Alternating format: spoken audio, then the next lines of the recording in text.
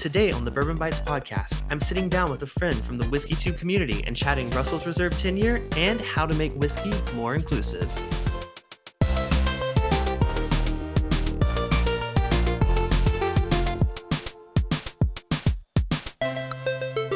Hello, everyone, and welcome to the Bourbon Bites podcast. I'm your host, Clifton, and today I am so excited to invite one of the most well-known members of our community that doesn't have a channel. Please welcome to the show, Emily Chambers. Emily, thank you so much for joining today. Thank you so much for having me, Clifton. I really appreciate the opportunity. I really believe in this community, and I do my best to be as supportive as I can. So I really appreciate the opportunity to expand that whenever possible. Awesome. So if you guys don't know Emily, she is one of the amazing mods across WhiskeyTube. She is in more channels. How many channels do you mod for? Do you even know? Last count on WhiskeyTube specifically was around 7 or 8. Wow. And then I'm kind of delving into different aspects of the nerd and geek sphere as well. So I'm going to need a bigger tool belt pretty soon. Well, we are so thankful to have you, in our chats. I mean, especially with all the bots coming out lately, like it's so grateful to have you and the other mods across the community helping keeping the chat, sane, safe, and enjoyable for everyone. So first of all, I want to start by saying thank you for your amazing work there. Well, thank you for having us all. And, it's about keeping everybody safe and keeping stuff rolling and try to add whatever value or information we can while you hosts are busy hosting and you can't know everything on the fly. Yeah, especially like when I have a guest on, it's difficult when I'm interviewing someone from a distillery. Like I keep up with the chat, but not as much as when I'm just by myself. So a lot of times I'll miss something that happens and I see that you guys catch it and I'm so grateful for that. So if you guys are just listening to the podcast, you may not know that I do a live stream on YouTube. That's what we're talking about with the live chat there every Thursday night. People are live across WhiskeyTube every night of the week. So Emily, we thank you so much for holding down the fort, I guess we should say. I try. I do what I can. So glad to do it. Thank you so much. So I've invited Emily on the show today, one, because I enjoy chatting with her, and two, we share a common passion, but not just that, we share a lot in common in terms of things outside of WhiskeyTube. So Emily actually let me know that this month, the month of July, is Disabilities Pride Month, which is something that I didn't know existed. And I'm a little upset because I'm like, I could have had 2 Pride Months in a row. What the heck? Well, now you know. Exactly. So Emily, tell us a little bit about, what this month really celebrates and or just what it represents to you. Well, it started initially because the ADA, which is the Americans with Disabilities Act, was initially passed on July 26th, I believe, of 1988. So that's why July was chosen as Disability Pride Month. For myself and a lot of advocates that I know, especially if you grow up disabled, it's sort of a badge of honor, scar story that we just kind of incorporate into the rest of our identities. For the month itself, it's really to be able to put forward the diversity of experiences that are real and valid for disabled people across the board. And, I'm proud to be who I am. And the reality for me is I wouldn't be the same person if I hadn't grown up with the same experiences of disability and medical experiences that I did. So that's really important to me. Being able to have July as a way to really celebrate the realities and the positives of the totality of my experience as it relates to disability and other things is really important to me. So it's an opportunity I'm really glad to have. Absolutely. And for those of you, again, people that may just listen to the podcast and don't watch me live, I actually am part of the community. I am a right arm amputee. I've been this way since I was 3 days old. I had a hemangioma on my arm that basically caused all the blood from my body to flow into this giant bubble on my right arm. So I had to get that removed, or basically, the only other option was, not surviving. So I'm grateful for my parents for making that decision and that I'm here today. But yeah, it is a community that I grew up around a lot of people. I went to the Shriners Hospital in Greenville, South Carolina. So I was around a bunch of other children with disabilities all across the board. But it's something that I really want to be more involved with now that I'm older and have not necessarily, a huge platform, but some sort of a platform. So that's kind of why I wanted to do this podcast today, because I think it's something that there's a lot to talk about within the community. And who better to have it with than Emily, who is such a big advocate for these issues. Oh, absolutely. So, Emily, do you want to drink some bourbon? I have Russell's 10 poured. It's kind of growing on me. Yeah, so you mentioned that you've been drinking a lot of this one lately. So I grabbed a bottle of it yesterday. I haven't had it in a minute, but I'm so excited to get it poured. So I'm gonna go ahead and get that open and get that poured. Nice. So what was your journey? You've been enjoying Russells lately, but you said that you kind of Wild Turkey 101 had like a pretty big impact when you were getting into whiskey. Wild turkey, I was able to try late enough that I really liked it. I didn't get any of the negative stigma, so that was kind of why I wanted to head in this Russell's 10 when it was available easily where I am. I actually started, funnily enough, with Johnny Walker Black in college. It kept me away from the riffraff of crap in college priests. Like, okay, well, do you have Johnny Walker Black? No? Well, then I'll just have a water. It's fine. Yeah, and I'm a fan of Johnny Walker Black. It was actually one of the first scotches that I actually ended up trying. So I did have good experience with that too when I was trying to get into exploring beyond just bourbon. Yeah, it's a nice underrated sort of starting point. It has changed since I had it initially, so it's not quite as much of a favorite as it used to be, but it was a nice place to play. And it was funny also that when I really started getting into whiskey, once I found the community, Deanston was one of my first other Scotch go-tos, which I found out the other day Clifton is something that you're really a fan of as well. Yeah, I was drinking some Deanston last night on the Dungeons and Drams, which is our D&D campaign I have with a few other channels. And I had three different Deanstons last night, and I realized why I love them so much. They're just so good. Like they're one of the few Highlands that I can really get into. Right. It's such a light starting point that it's a really nice way to go and really get your feet wet. As an everyday pour, I do really like the Wild Turkey products, the 101, the Rare Breed. The Russell's 10 is good. It's sweet and caramely and a little bit of vanilla. It's nice. If I had to do it again, I'd probably lean more towards Rare Breed. But, I've not had a Wild Turkey product that's really done me wrong. Yeah, for sure. So, like I said, I haven't had Russell's 10 in a long time. I've had a few single barrels, which are higher proof. So this one is a 90 proof bottle. Like I said, it's a 10-year. So yeah, I think with Wild Turkey, I also agree that they have done no wrong. Not that they've done no wrong. I haven't tried every Wild Turkey ever, but I will say of the ones that I've tried, I've enjoyed them all for what they are. I mean, I even did a podcast recently on Long Branch, which I think a lot of people hate on a bit, but like to me, I really like Long Branch. I mean, for what it is, again, some people may argue that it's a little pricey, which I agree. Speaking of price, this Russell's 10 is about $40 in my area, which is in Southern California. How about your area, Emily? When I got it the other day, it was about 35, so similar price point. It runs between that 40, 30-ish range. Okay. I'm giving this a nose right now, and I think to me, I can definitely tell it's got some age on it. I mean, but a lot of Wild Turkey products, especially the ones that are, a little bit lower price, don't have age statements. But to me, there's a lot more oak coming off of the nose on this than I think I've had with many other Wild Turkey products, at least to me right now. Yeah, it does have a really nice oak. It's not like a Woodford experiment where you're like, okay, what can I cut this with, kind of thing. And I mean, to me, it's also like typical Wild Turkey spice. I think it has a certain element to it that I think it's not quite cinnamon. I don't know. I'm so bad with naming specific, baking spices, but there's definitely the typical Wild Turkey note that I've gotten across their lineup.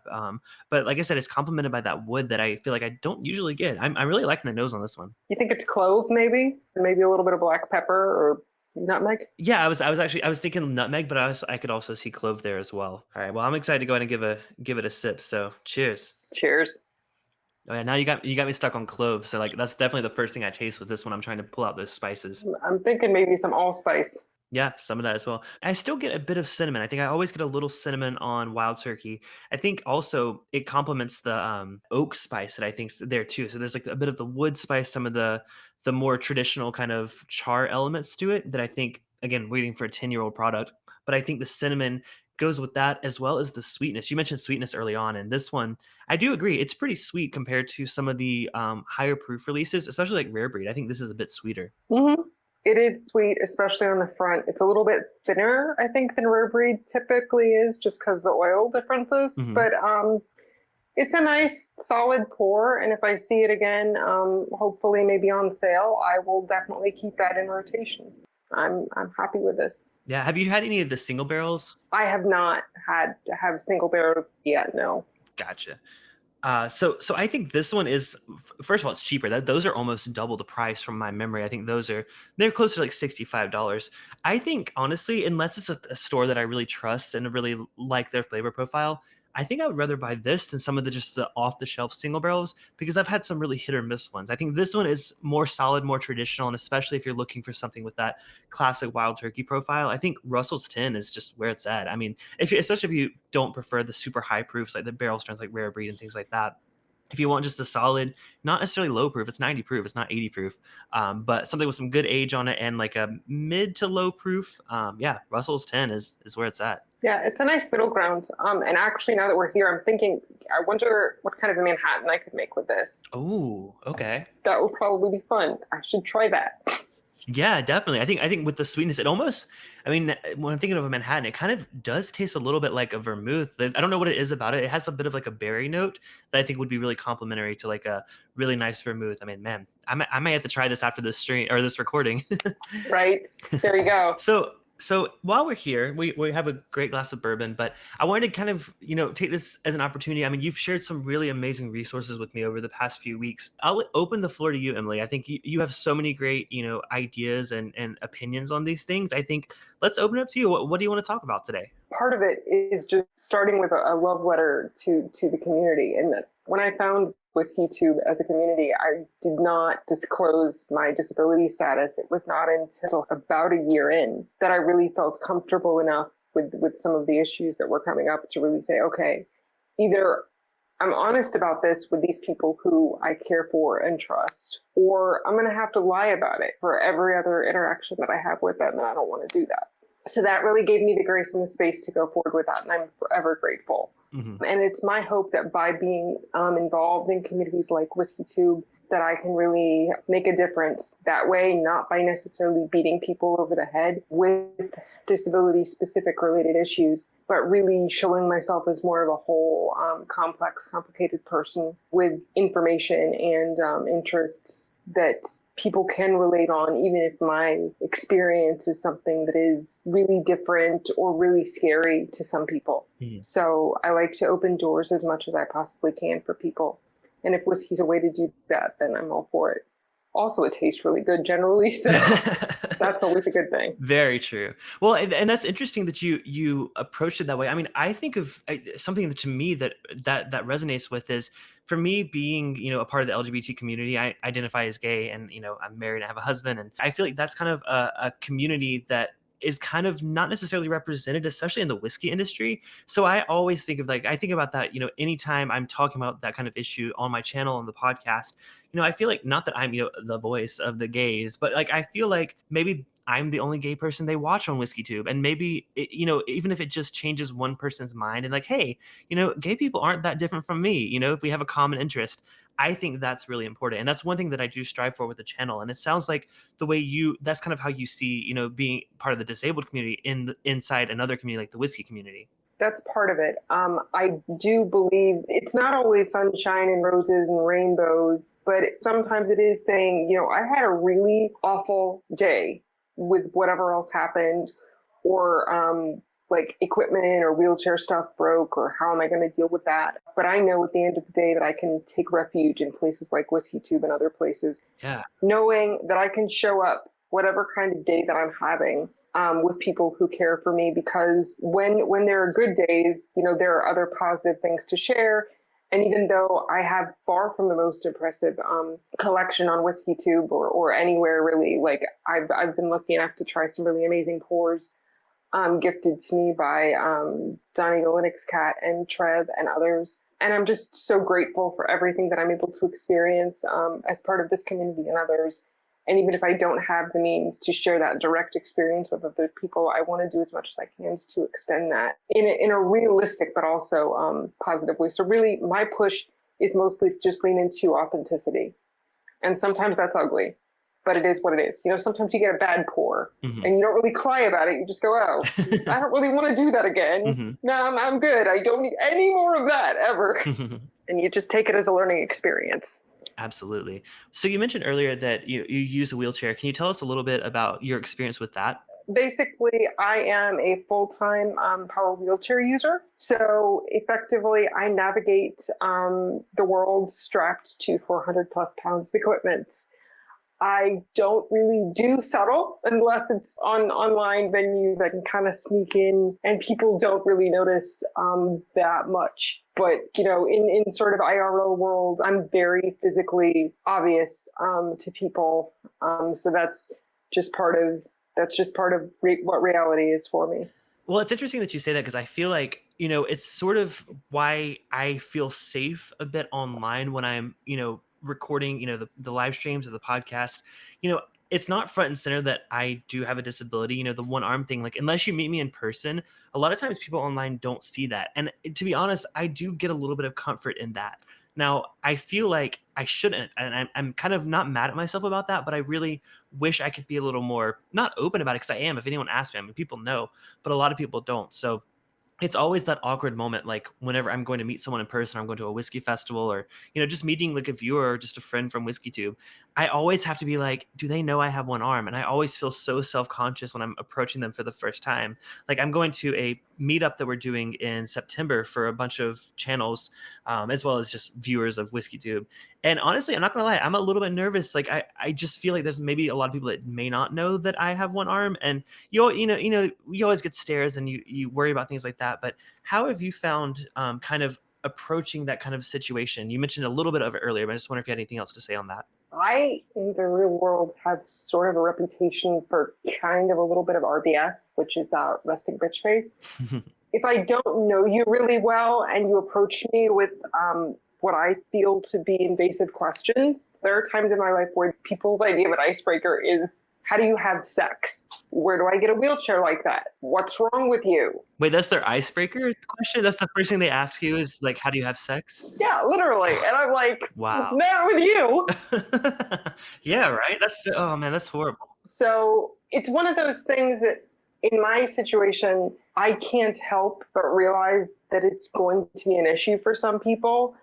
And I try to sort of just kind of play it off as much as I can until either it is a legitimate issue with like, oh, there's not a ramp. Where's the ramp? Where do I go from here?